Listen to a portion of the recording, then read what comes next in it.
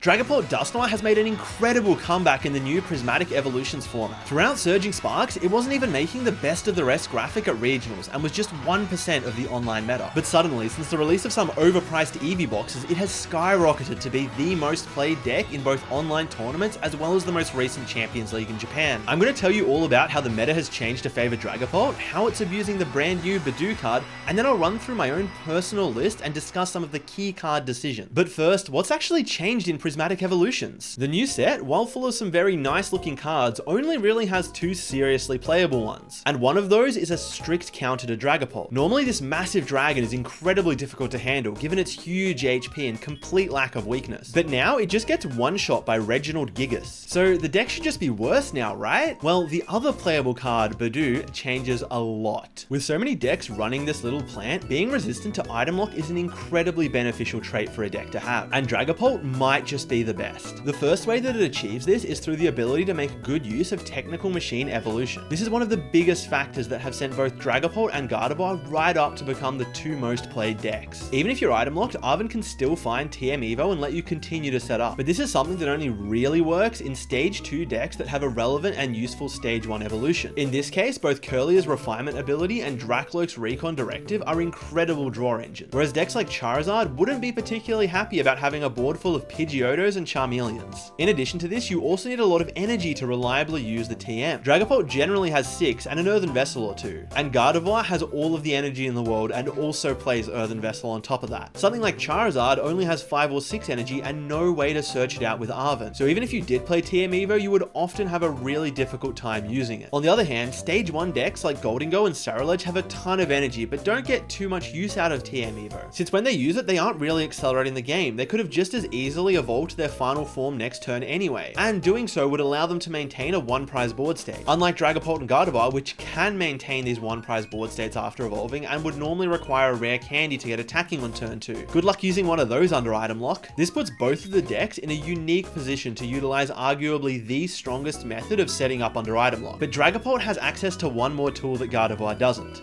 Lance. Lance is a nice non-item based way to search out Pokemon. The majority of these supporters are completely awful, but Lance giving you access to your choice of any 3 fellas from your main Pokemon line is actually alright. Now when it comes to actually using Budew, again, Dragapult does an impeccable job. There are 3 main criteria that a deck has to meet in order to make good use of Budew. First of all, you need a solid way to search it out on turn 1 going second. Buddy-Buddy Poffin and Arven are perfect for enabling this. You'll also need some method of consistently getting it into the active. In the case of Dragapult, every basic Pokemon except for Radiant Alakazam has a single retreat, so just attaching an energy and retreating will get Budew into the active. Couple this with Switch and Rescue Board in the deck and you'll almost always have the option to item lock on turn 1 going second. The last criteria is that your deck doesn't have a consistent attack that it wants to use on turn 1. In this case, Budew is often fighting against TM Evo, but having the option for both offers great flexibility, and there are so many different scenarios where they're each the best play. In particular, Budew is seriously helpful for slowing down Raging Bolt and disincentivizing Regidrago from attempting early Kyurem plays. These were 2 of Dragapult's tougher matchups in the Surging Sparks format, and part of the reason why it was held back. Being able to set up your own board while hiding behind a Budew is really key in flipping the way that these used to go. And there are also just other cases and other matchups where maybe your opponent doesn't find their Buddy-Buddy Poffin on turn 1 going first and is completely reliant on using their Arven to find it on turn 2. Well, that's not going to do much good if they're item locked. The last way that Dragapult benefits from using Budew is not only the most underrated, but in my opinion, potentially the most impactful.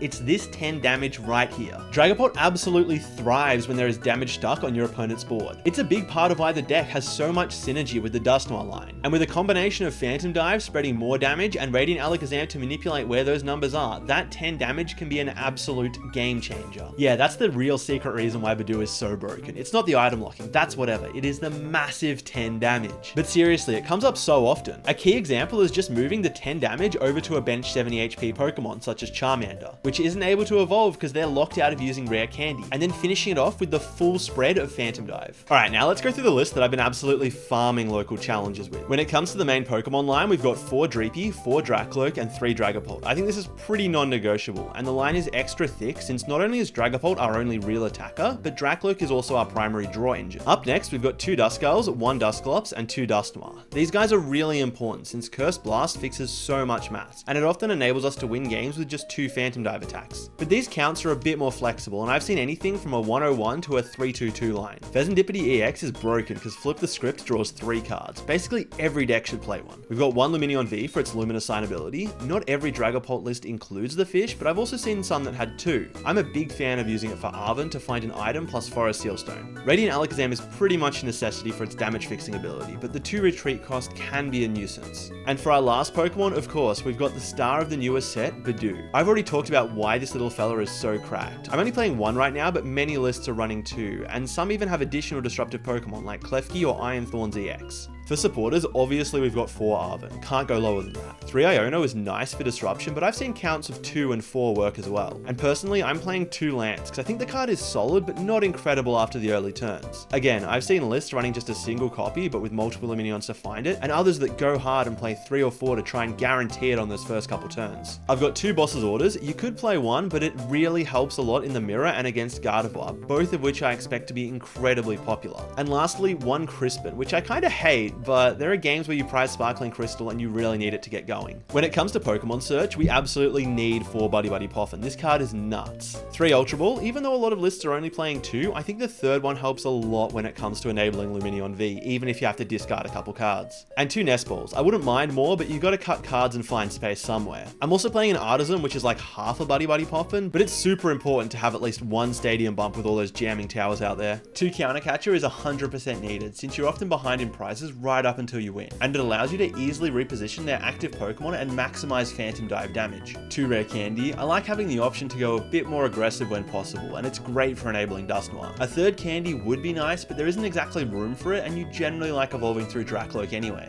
I've chosen to go with 2 Earthen Vessels. The majority of lists only play 1, but if you prize it, that energy is almost impossible to find, and having a second one gives you way better odds of pulling off that turn 1 TM evolution. I've got 1 Switch to help move our active, especially if we're unfortunate enough to start Radiant Alakazam. This can definitely be swapped out for a Professor Turo's scenario if you prefer though. And 1 Night Stretcher for recycling resources. With my heavier Ultra Ball and Earthen Vessel count forcing additional discards, I kind of want a second one of these. For the tools that Arven can search, I've got 1 Technical Machine Evolution. Not every list is running this, but I think it's incredible and generally your strongest turn 1 option in most matchups when you go second. Plus, even if you don't actually use it for the effect, it's great to grab off of Arven and discard later in the game. 1 Rescue Board, since basically everything has a single retreat. 1 Forest Seal Stone to grab a freebie when we have Lumineon V on the board, and a Sparkling Crystal for our ace spec, since it really enables the deck and takes a lot of pressure off of our energy. It also means that we don't need any additional acceleration. Speaking of energy, we've got 3 Psychics so that we can make use of the optimal Duskull's Perplex attack. Oh, and also 3 Fire, since it means we can use Dragapult's attack too, I guess. I've seen a couple of lists running around with Luminous energy, but I think that's a bit of a joke, to be honest. Anyway, that's where my list's at for right now. This video should come out about a week before the first regional tournament of the new format over in Mexico, but I am confident that Dragapult is going to have a really great run. And you know what? If I'm wrong, come back to this video and let me know down in the comments. Make me look dumb. I'll catch you in the next one. Glad you watched it all, but real Dragapult EX enthusiasts will like, comment, subscribe, and click the links on screen to watch more videos.